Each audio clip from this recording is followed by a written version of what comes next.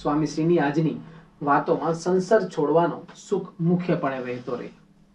વિષયમાં જોડે એવા તો ઘણા મેળે પડે તોડે એવા તો એક ગુણાતીત સંત જ હોય, કારણ કે વિષય દુઃખરૂપ છે એવું કહેતા કોઈની જીભ ઉપડે નહીં.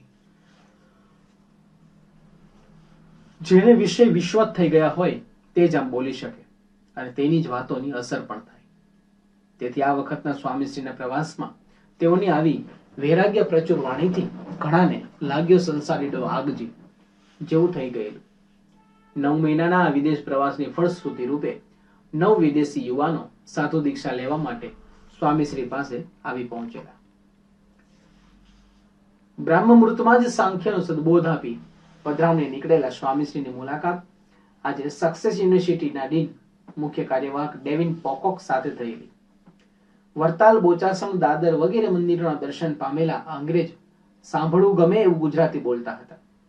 તેઓએ સ્વામીશ્રી પાસેથી પોતાના કેળવણી ક્ષેત્ર સંબંધી માર્ગદર્શન મેળવ્યું. આ મુલાકાત પછી સાયન સભામાં પધારેલા સ્વામીશ્રીના આશીર્વાદ બાદ આજે રાત્રે યુવક મંડળનું સ્નેહ મિલન સ્વામીશ્રીના ઉતારે રાખવામાં આવ્યું છે. તેમાં માત્ર યુવકોએ જ આવવાનું છે. તે જાહેરાત ડોક્ટર સ્વામીએ કરી ત્યારે સ્વામીશ્રીએ તેમાં સંમતિનો સૂર પુરાવતા ઉચ્ચાર્યું, ઓનલી ફોર યુવક. તેઓનો અંગ્રેજી ઉદ્ગારોને સૌએ હર્ષોલ્લાસથી વધાવી લીધા. સૌના આ સુખદ સંભાળનું આપી સ્વામીશ્રી ફક્ત યુવકો માટે જ ઉતારે આવી પહોંચ્યા ત્યારે તેઓએ જે ઉચ્ચારેલું તે હાજરી બતાવતા યુવાનોને અઢળક સુખ આપ્યું. પ્રથમ તો સૌ યુવાનો માટે અલ્પાહારની વ્યવસ્થા કરવામાં આવી. તેથી પંગતમાં બેસી ગયેલા 125 થી વધુ યુવકો પર પાસે જઈને સ્વામીશ્રીએ દરેકને 4 ગુલાબજાંબુ પીરસ્યા. સ્નેહ મિલનના પ્રથમ સ્વાદમાં સૌએ માની મમતા બમણાવી. ઉતારાના બીજા માળે હોલમાં સભાનું આયોજન કરેલું. અલ્પાહાર બાદ સ્વામીશ્રી જેવા ત્યાં પધાર્યા કે અધર બાંધી રાખેલા ફુગા ફૂટ્યા અને તેઓ પુષ્પ વર્ષાથી નાઈ રહ્યા. સ્વામીશ્રીને આમ આવકારી સૌએ સ્નેહ મિલનના બીજા સ્વાદમાં મિત્રની મજા માણી. સ્વામીશ્રી આસન પર બિરાજ્યા ત્યારે પણ પુષ્પવૃષ્ટિ થઈ રહી. ધીરે ધીરે વાતાવરણ એકદમ પ્રેમ પ્રચુર થઈ રહેલું. મુખ્ય કાર્યકરોએ સ્વામીશ્રીને હારતોરા અને પૂજનથી વધાવ્યા બાદ સૌ તેઓના ચરણોમાં ભાવોર્મીઓ વહવા લાગ્યા. યુવકો જે રજૂ કરે તેમાં સ્વામીશ્રી ક્યારેક રમૂજસભર તો ક્યારેક પ્રેરણાસભર પૂર્તિ કરી સૌને આનંદ પમાડતા. યુવક જીતેન્દ્રે રજૂઆતની શરૂઆતમાં કહ્યું કે આમ તો હું પાત્ર નથી. ત્યાં જ સ્વામીશ્રી બોલી ઉઠ્યા, ખરેખરું પાત્ર છો. રાજાના કુંવર જેવા છો, શોભે છે. સૌ સાંભળી ખુશખુશાલ થઈ ગયા. સ્વામીશ્રી એક યુવાને રાજકુંવરની જેમ જોતા જ નહીં, સાચવતા પણ ખરા. ત્યારે જ તો તે યુવાનોના મહારાજા બનીને રહેલા ને. આ સ્નેહ મિલનનો એક હેતુ સાધુ દીક્ષા લેવા તૈયાર થયેલા યુવાનોને બિરદાવવાનો પણ હતો. તેથી તે સંબંધી પ્રેરણા આપતા ડોક્ટર સ્વામીનો વાક પ્રવાહ જોશભેર આગળ વધી રહેલો. તે સાંભળી માર્મિક હસતા સ્વામીશ્રી બોલ્યા, યોગીજી મહારાજની ઝાંખી થઈ. આમ વાતે વાતે સૌને સ્વામીશ્રી સ્મૃતિદાન કરતા રહ્યા. સ્નેહ મિલનના ત્રીજા સ્વાદમાં સૌએ સુરતનો સ્નેહ ચાખ્યો. અંતે સૌ પર આશીર્વર્ષા કરતા સ્વામીશ્રી જણાવ્યું કે ખરો યશ યુવકો લઈ ગયા. તે તો હાથપગ કહેવાય. આપણો ધર્મ સેવા કરવી. યુવકોને સેવા સાથે આત્મા પરમાત્માનું જ્ઞાન સમજાય તો બળ મળે. બળ આપ્યું છે તે સાચવી રાખવું. સંગઠન ભાવ રહે તે કરવું. આપણા એક જ ગુરુ, એક જ ઈષ્ટદેવ છે. યુવકો વધારવા તે દરેકનું કામ છે. કેમ નથી આવતા તે તપાસ કરવી. યુવકો લાવવા તે માટે મોટી સેવા છે. એકમ ન થઈ આવું. ઘરમાં મા બાપને શાંતિ થાય, રાજી રહે તેમ કરવું. સ્નેહ મિલનના ચોથા સ્વાદમાં સૌએ અક્ષરનું અમૃત પીધું. સૌ યુવકોને એમ જ લાગ્યું કે સ્વામી બાપા સ્નેહ મિલનમાં નહીં પણ પૃથ્વી પર ઓનલી ફોર યુવક પધાર્યા છે.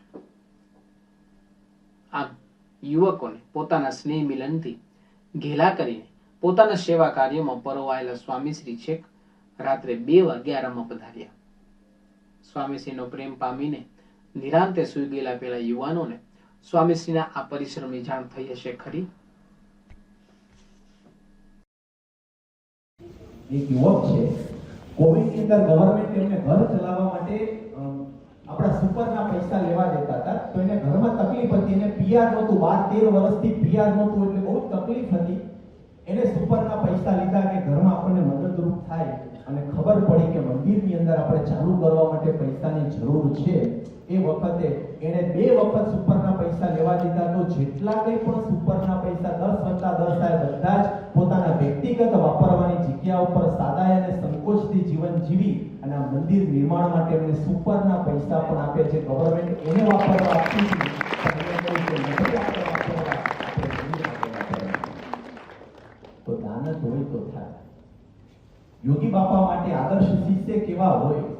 યોગી બાપા માટે શાસ્ત્રીજી મહારાજે કહ્યું કે થાકેલા હતા, રાત્રે મોડી રાત્રે બસ આવેલી હતી, રસોઈ કરવાની હતી. એ વખતે કહ્યું બાપા તમે બીજાને, શાસ્ત્રી મહારાજે કીધું આપ બીજાને કહો. એ વખતે મોડી રાત્રે શાસ્ત્રીજી મહારાજ જોગી મહારાજ માટે શું બોલ્યા? જોગી વિના મારું કોણ સંભાળશે? એ મોટા પુરુષને અનંતના કલ્યાણ માટે આવા ઉપાસનાના કાર્ય કરવા હોય એ દરેક મંડળ માટે એવું કહે છે કે જોગી વિના મારું કોણ સંભાળશે? ખાલી જોગી બનવાનું છે. આ મંડળના એક હરિભગત જોગી બન્યા છે. મહંત સ્વામી મહારાજે સંકલ્પ કર્યો કે જો આ કેપિટલને મેચ થયું મંદિર, એ જોગી વિના મારું કોણ સંભાળશે? તો એક ભાઈ હરિભગતે જોગી બનીને ગુરુના વચનને સંભાળ્યું. આજે આપણને જે મંદિર શોભે છે, મંદિર તો શોભે છે, પણ એની અંદર ગુરુના વચનને સંભાળવાની જે ભાવના હતી ને કે જોગી વિના મારું કોણ સંભાળશે, એટલે દરેક હરિભગતને આપણે જેટલા ધન્યવાદ આપીએ, જેટલા દંડવત કરીએ એટલા ઓછા છે.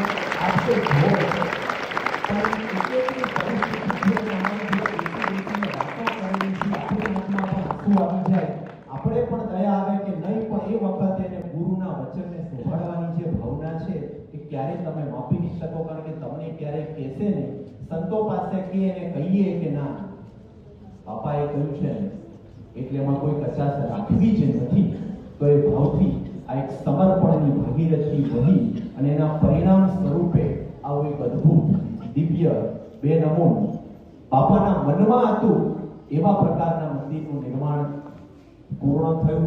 આજે આપણે સૌ એટલા જ ઉત્સાહ અને ઉમંગથી દરેકના હૃદયમાં બી ભાવના સારું હતું એટલે આવી, જો આપણે ધાર્યું નહોતું કે આટલા બધા આવશે, પણ એક સાથે દરેકના હૃદયની અંદર આ વિચારો આવે ને આપણી ગણતરીઓ આટલી હદ સુધી ઊંધી પડે એવું તો એટલું બધું ખોટું તો આપણે વિચારી ન શકતા હોય, પણ બન્યું એના માટે કે આને સમર્પણ એવું કર્યું છે ને એના પરિણામ સ્વરૂપે બાપાના રાજીપાથી આપણા દરેકના હૃદયને સ્પર્શ કર્યું છે અને એના કારણે આપણે બધા જ સેન્ટરોની અંદરથી એટલે દૂર દૂરથીના દર્શન કરવા માટે આપણે આવ્યા છીએ.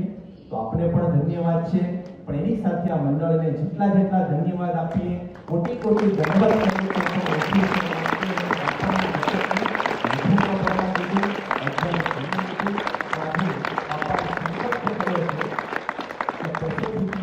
મંદિરો કરવા છે એમાં 21મું મંદિર છે. 21 એટલે ભર જુવાનનો આંકડો છે.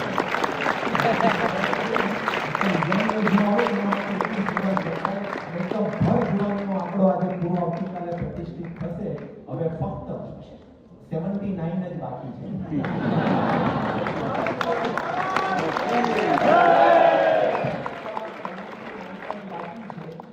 તમે તમારા સેન્ટરમાં જ્યાં બાકી હોય ત્યાં તક જવા દેતા નહીં.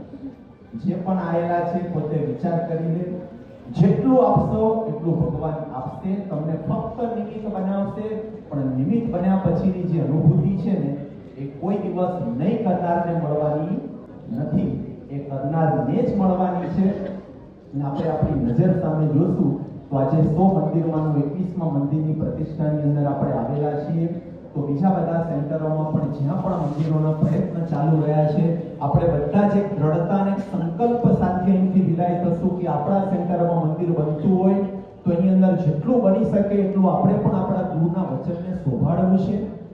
જ્યાં પણ ન હોય તો મનની અંદર વિચાર કે આપણે મંદિર કરવું છે અને બાપાના જ્યાં કેપિટલને શોભે બાપાના 100 મંદિર કરવાના સંકલ્પની અંદર આપણે આપણી શક્તિ પ્રમાણે નહીં, શક્તિથી ઉપર જઈને પ્રમુખ સ્વામી મહારાજ, મહંત સ્વામી મહારાજ એમને શરીરની અનુકૂળતા પ્રમાણે નહીં, શરીર જે આપે એના કરતા પણ ઉપર જઈ અને એને આપણા માટે પોતાનું સમર્પણ કરેલું છે.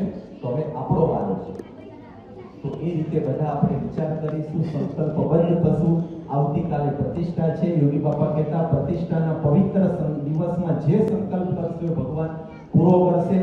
અને આપણે પૂજ્ય આનંદ સ્વરૂપ સ્વામીને પણ પ્રાર્થના કરીએ છીએ કે બાપાની આજ્ઞાથી આવેલા છે એટલે બાપા જ આવેલા છે.